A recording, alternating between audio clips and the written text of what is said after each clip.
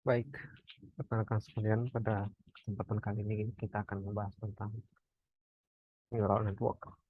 Mungkin di sini diberikan satu framework dari neural network, di mana dia ada input vector, input layer, hidden layer, output layer, dan output vector. Tentu tantangannya dalam neural network adalah bagaimana kita membuat satu framework yang efisien dalam mengklasifikasikan data ataupun memprediksi data.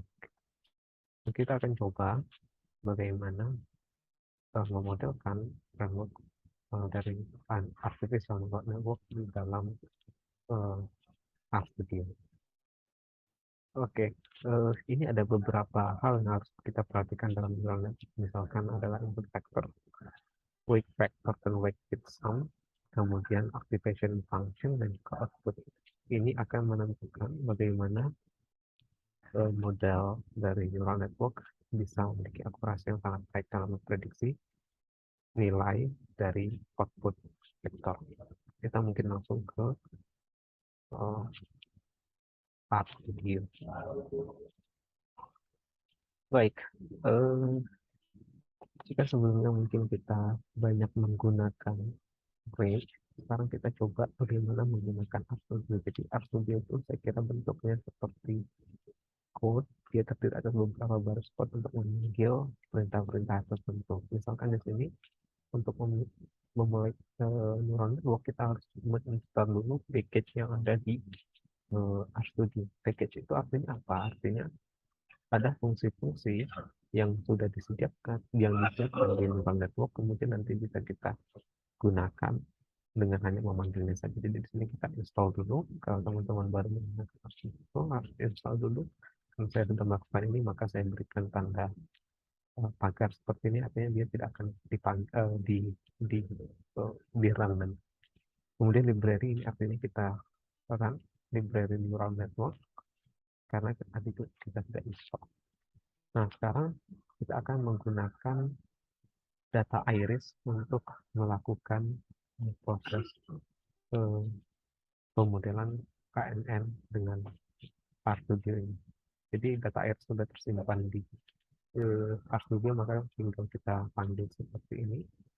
Kan nanti akan keluar datanya, di mana di sana ada 5 atribut dan terdapat 150 set data. Saya kira teman-teman juga sudah tahu apa itu data iris yang sering kita gunakan. Kemudian data iris itu kita plot, kita klik run seperti ini. Jadi kira-kira plotnya seperti ini. Begitu bagaimana kita sampel length, sampel width, sampel length, data width, dan juga spesies begitu ya.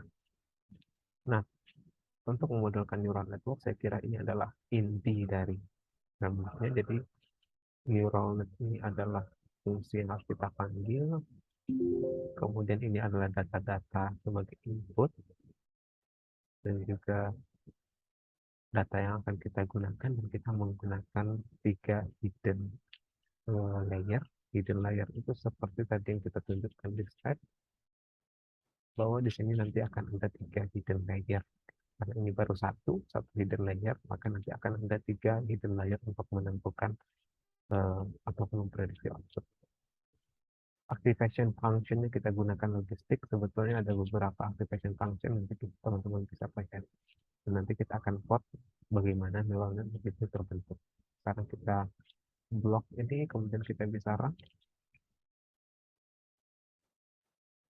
Nah, kira-kira bentuknya seperti ini. Jadi ada 4 input dan ada spesiesnya begitu ya, ataupun outputnya 3. Berarti sebagai outputnya adalah atribut spesies, setosa, versicolor, dan virginica. Nanti kita akan memprediksi bagaimana hubungan dari input ini dalam menentukan spesies dari bunga-bunga. Di dalam ini adalah proses yang terjadi di dalam. Kemudian di sini karena tadi ada 50 set data, kita perlu melakukan pembagian data. Ada 150 sampel, maka kita akan bagi datanya nanti. Jadi S itu kita panggil 100 set data saja begitu ya. Jadi 150 data, yang S-nya kita panggil 100 data saja. Nah, Yang S itu sendiri di sini kita akan gunakan sebagai data training, seperti satu set data untuk training, dan sisanya in S itu kita gunakan untuk testing. Kalau kita run, sorry, kalau kita run, kira-kira hasilnya akan seperti ini. Jadi dia sudah membagi gitu ya, data training dan testing. Kemudian baru di sini nanti dia akan uh, memprediksi dan juga menghitung confusion matrix gitu.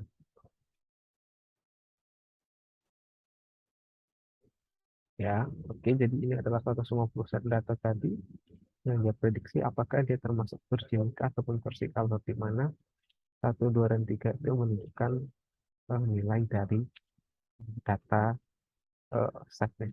Di sini kita gunakan data testing ya, artinya ada 50 set data tadi dari MinS. Kemudian berikutnya di sini kita bisa hitung confusion matrix dan juga akurasi datanya. Dan di sini dia sampaikan bahwa akurasi cukup baik, yaitu 100%. Tentu nilai dari akurasi ini nanti akan selalu berbeda-beda. Misalkan di sini untuk data testing nilai akurasinya 100% begitu ya, karena semuanya sudah sesuai dengan yang ada, ataupun prediksi ataupun klasifikasinya sudah sesuai. Ini akan berbeda kalau misalkan di sini kita gunakan data train begitu ya. Kira-kira seperti itu. Mudah-mudahan video bermanfaat. Selamat mencoba dengan data-data yang lain.